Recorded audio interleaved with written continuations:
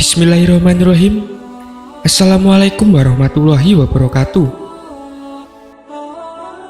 Harut dan Marut, dua malaikat yang diutus Allah Subhanahu wa Ta'ala turun ke bumi untuk memerangi ilmu-ilmu sihir yang merajalela di negeri Babylon.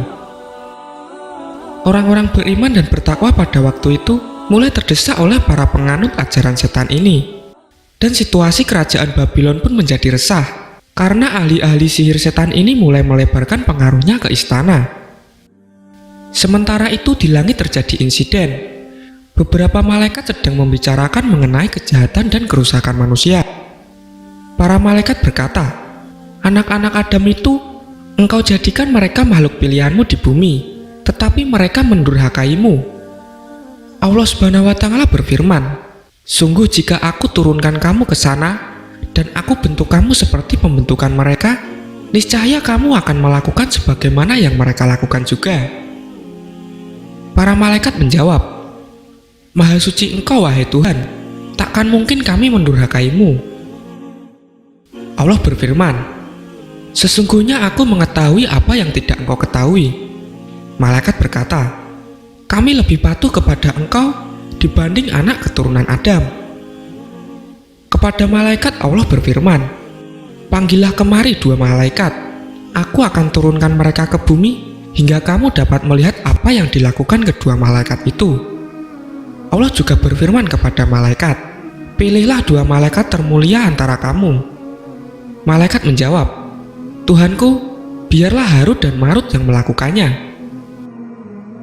Harut dan Marut pun diturunkan ke bumi dan dengan diberi sifat-sifat yang sama seperti yang melekat pada manusia, yaitu nafsu syahwat, akal, dan lain-lain. Demikianlah Allah menunjukkan kebijaksanaannya. Allah mengutus dua dari malaikat yang sedang berdiskusi tadi ke bumi dengan dibekali hawa nafsu yang juga dimiliki manusia lainnya. Mereka turun ke bumi dengan membawa tugas, yaitu mengajarkan manusia pengetahuan ilmu sihir, yang tujuannya adalah untuk melawan ilmu-ilmu sihir setan, sekaligus mengajarkan manusia kebaikan. Inilah ayat Al-Quran yang menceritakan tentang Harut dan Marut.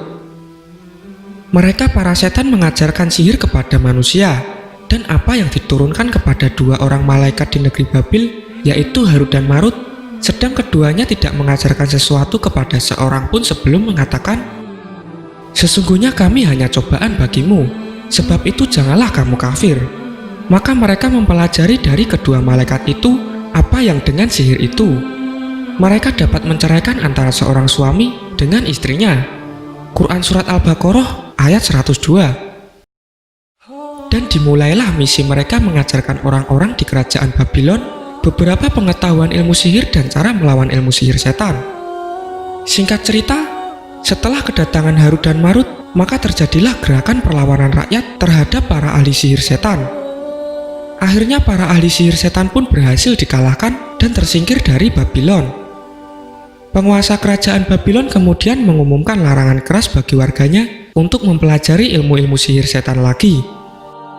Diriwayatkan dari Ali bin Abi Thalib radhiyallahu anhu, kedua malaikat itu mengajarkan kepada manusia tentang peringatan terhadap sihir, bukan mengajarkan untuk mengajak mereka melakukan sihir.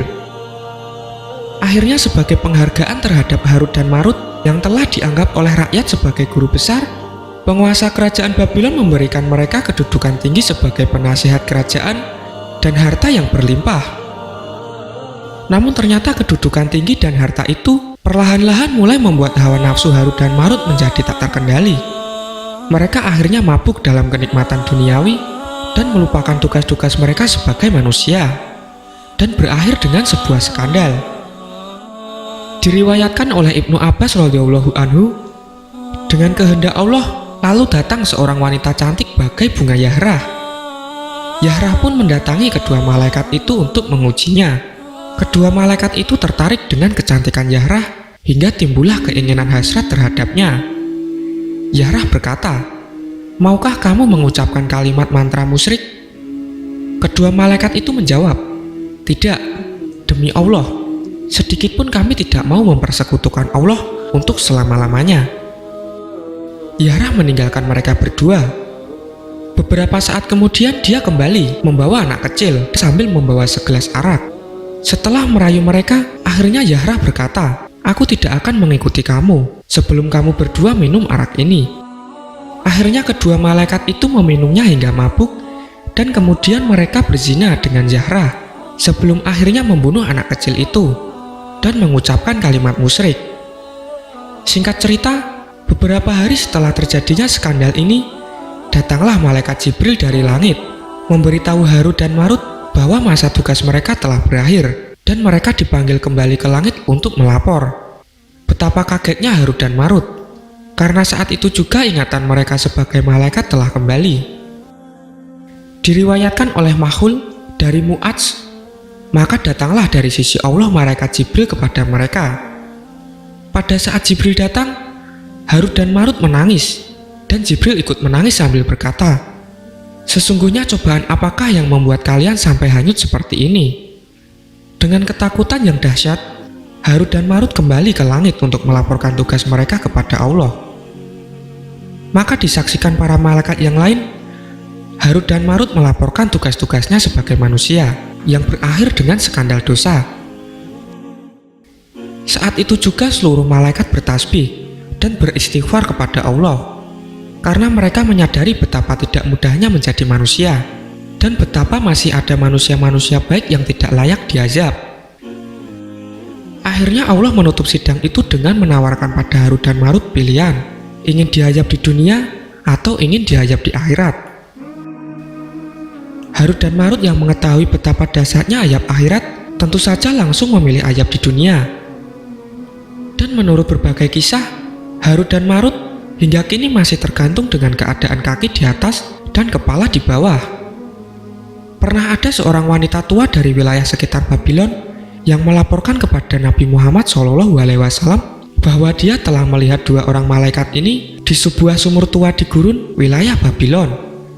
Diriwayatkan oleh Abi Hatim dari Asham bin Rawat, dari Adam, dari Abi Ja'far, dari Qais Ubaid, dari Ibnu Abbas radhiyallahu anhu.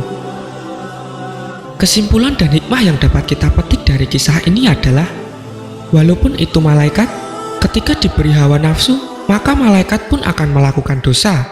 Jadi, benar bahwa manusia adalah tempatnya lupa dan dosa, karena ada hawa nafsu di dalam diri manusia.